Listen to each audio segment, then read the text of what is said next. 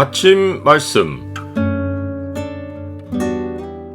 오늘 본문 말씀은 마가복음 3장 7절에서 16절입니다.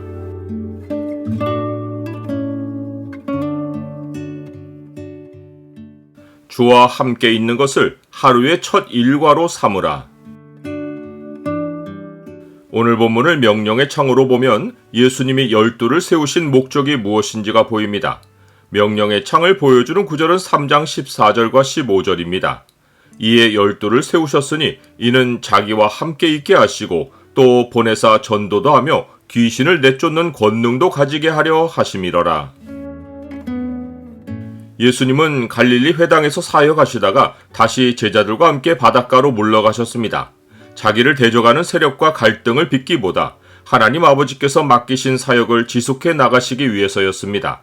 자연히 대적들은 멀어지고 예수님께 필요가 있는 사람들이 예수님을 찾아 갈릴리 바닷가로 몰려들었습니다.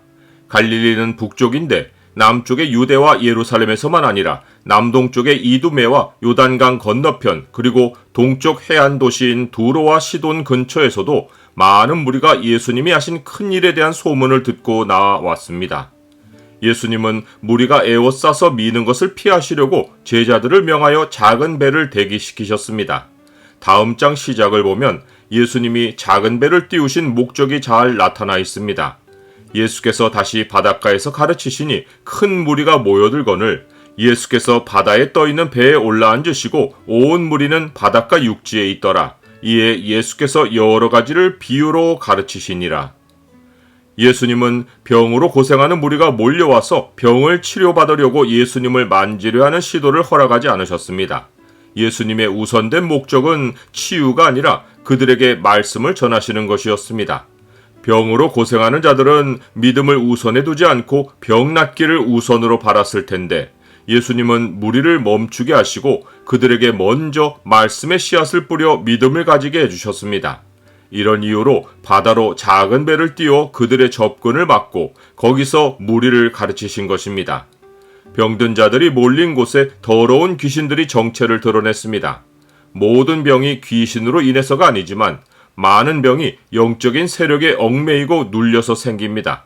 그런데 그런 세력을 가진 귀신들이라도 예수님 앞에서는 서지 못하고 엎드렸습니다. 귀신들은 엎드려 부르짖으며 당신은 하나님의 아들이라고 소리쳤습니다. 영의 세계는 예수님을 정확히 알고 있습니다. 이때 귀신들이 엎드린 것은 예수님께 굴복한 것이기보다 자기들이 받을 심판을 두려워했기 때문입니다. 귀신마다 부르짖으며 한 말이 우리를 멸하러 왔느냐는 것입니다. 그 가운데 군대 귀신은 예수님이 무적행으로 돌아가라고 하지 마시기를 간구했습니다. 귀신들은 자기들의 끝을 알고 있습니다. 그러하여도 회개가 없는 것은 하나님의 심판이 작정되었기 때문입니다. 예수님은 귀신을 향해 자기를 나타내지 말라고 많이 경고하셨습니다. 그들이 말하는 것을 허락하지 않으신 것은 거룩하신 하나님은 더러운 귀신들의 증거를 빌려 자기를 나타내시지 않기 때문입니다. 귀신이 예수님을 인정하면 사람들이 믿을 것 같지만 믿음은 오직 주의 말씀으로 말미암습니다. 하나님은 자기 백성에게 말씀을 친히 들려주시고 또 친히 자기 사람들을 부르십니다.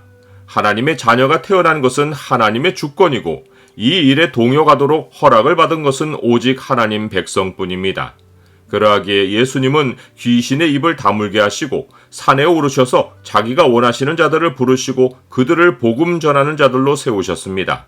이들이 예수님의 동역자인 증거는 예수님이 지금까지 하신 모든 일을 그들도 할 수 있는 권한을 주신 것입니다. 예수님은 12를 세우시고 자기와 함께 있게 하시고 또 보내사 전도도 하며 귀신을 내쫓는 권능도 가지게 하셨습니다. 여기서 중요하게 드러난 사실은 예수님의 동역자가 되는 우선된 조건이 사역에 있지 않고 예수님과 함께하는 데에 있다는 것입니다. 사역에 엄청난 열심을 내었던 에베소 교회가 교회의 정체성을 잃어버릴 위기에 처한 것은 처음 사랑 곧 처음 행위를 잃어버렸기 때문입니다. 이 처음 사랑 곧 처음 행위의 핵심이 곧 예수님과 함께 있는 것입니다.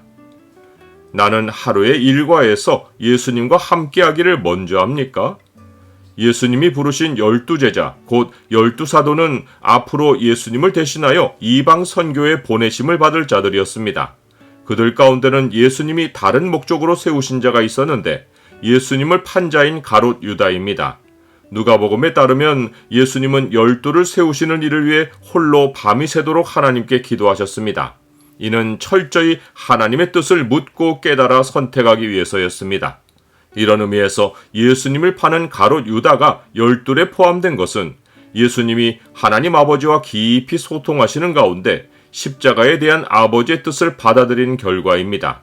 예수님의 사역에 예수님을 판 유다가 존재한 것은 사람이 어떤 악한 의도를 품었어도 하나님의 경륜을 방해하지 못하고 오히려 이루는 일에 쓰인다는 것을 암시합니다. 여호와께서 온갖 것을 그 쓰임에 적당하게 지으셨나니 악인도 악한 날에 적당하게 하셨느니라.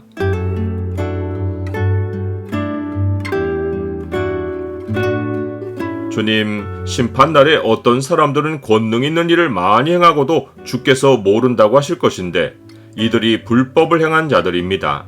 매일 주와 함께 하루를 시작하며 주의 뜻 배우기를 먼저 하고 모든 일에서 주의 뜻을 이루게 하옵소서.